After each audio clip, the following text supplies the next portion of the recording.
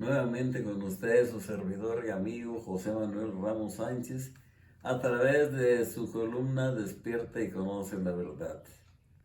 En este caso voy a tratar el tema de don Francisco Ignacio Madero, o mejor conocido como Ignacio I. Madero, prestando especial atención a la llamada decena trágica.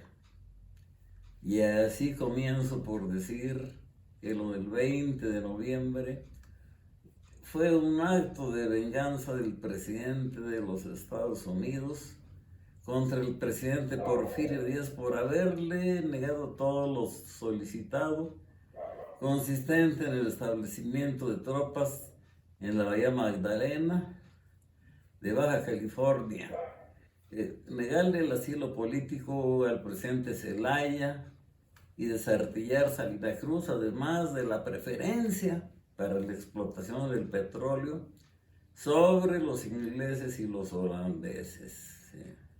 Así estalló pues este movimiento, sin lugar a dudas, con la ayuda económica y las armas que le proporcionó el presidente Taft pocos días después a don Ignacio I. Madero. Se llevaron a cabo elecciones limpias después de haber renunciado a la presidencia Francisco León de la Barra en su carácter de interino.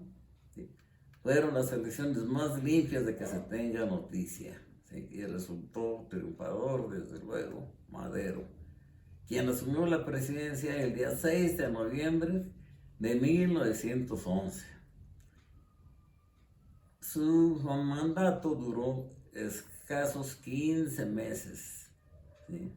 1 año, 3 meses, fue a la manera de la ínsula barataria de Sancho Panza, el personaje del Quijote. Inició con muchas torpezas su gestión, comenzando por traicionar a los suyos, a los que le ayudaron, comenzando por los hermanos Vázquez Gómez, Emilio y Francisco, que tanto se habían afanado en ayudarle. Y en vez de nombrar a uno de ellos como su vicepresidente, nombró a José María Pino Suárez como ilustre desconocido.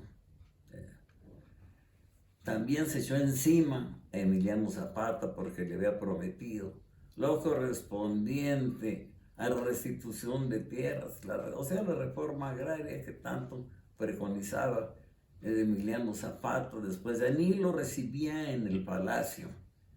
Y así aparece el plan de Ayala por parte de Zapata, nombrando como presidente a Emilio Vázquez Gómez en lugar de Madero.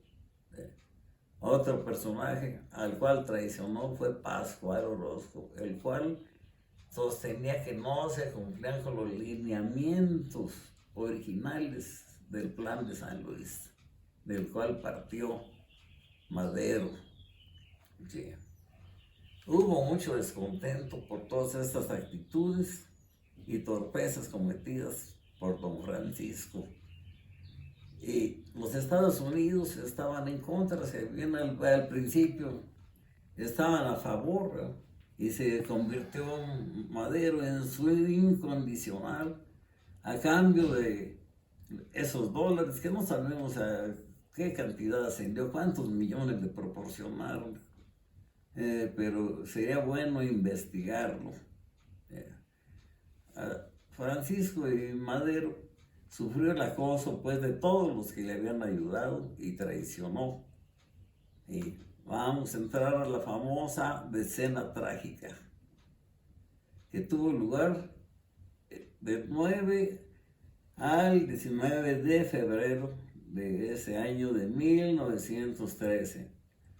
Inició todo en la madrugada del día 9, a la cabeza del general Manuel Mondragón, quien excarceló al sobrino de don Porfirio Díaz, de nombre Félix Díaz, ¿sí?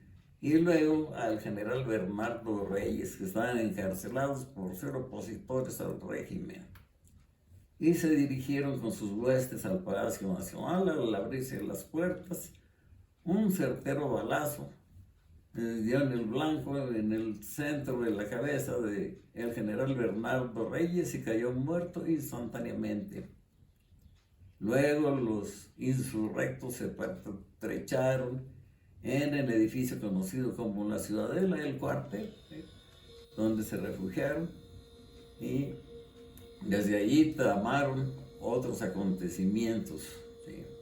El general Lauro Villar, que había sido eficaz colaborador del presidente Madero, cayó gravemente herido, ya no pudo más con el cargo, y aparece entonces la siniestra figura de Victoriano Huerta, al cual le confió el cargo este presidente Madero, y con eso firmó su sentencia de muerte. Él le prometió acabar con el problema de la Ciudadela, con someter a esos insubordinados, y para el efecto le juró y le perjuró que haría lo correspondiente.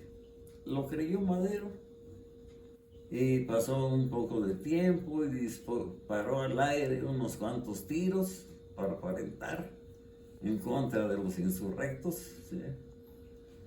Y no se veía ningún resultado. El hermano de Madero, de nombre Gustavo Augusto, se dio cuenta de la traición de Victoriano Huerta. Se lo advirtió a su hermano, pero ese no hizo caso al final de cuentas y siguió confiando en él. Mientras tanto, Victoriano Huerta formó el Cuarteto de la Muerte con Manuel Mondragón, con Félix Díaz y Aureliano Blanqué, un general que también tuvo mucha participación en estos acontecimientos. Así eran las cosas. El día 18 de este mes fue aprehendido Francisco I. Madero por Aureliano Blanquet. Antes había tenido lugar el llamado Pacto de la Embajada, en el que se puso de acuerdo Victoriano Huerta con Henry Lane Wilson, se escribe Lane, para el asesinato de Madero. Y posteriormente aprehendió a Pino Suárez, y junto con Madero fueron conducidos a la penitenciaría, pero en el traspaso de la presidencia fueron cruelmente asesinados. Posteriormente tuvo lugar la reunión del Congreso y se nombró a Pedro Lascurain como presidente, el cual duró en su cargo 45 minutos, renunció y le siguió el cargo a Victoriano Huerta, consumándose así la traición y la segunda usurpación del poder a través de la historia de México, porque la primera tuvo lugar por parte de don Benito Juárez, porque al terminar el cuatrienio 1861-1865 debió cederle el cargo de acuerdo con la Constitución al general que había triunfado en Calpulalpan, al héroe de Calpulalpan, nada menos que Jesús González Ortega, lo cual no llevó a cabo pretextando el estado de guerra, prometiendo llevar a cabo elecciones en cuanto terminase el conflicto de la segunda intervención francesa. Bueno, tenemos pues así la breve historia de la subida al poder de una manera totalmente ilegal de Victoriano Huerta.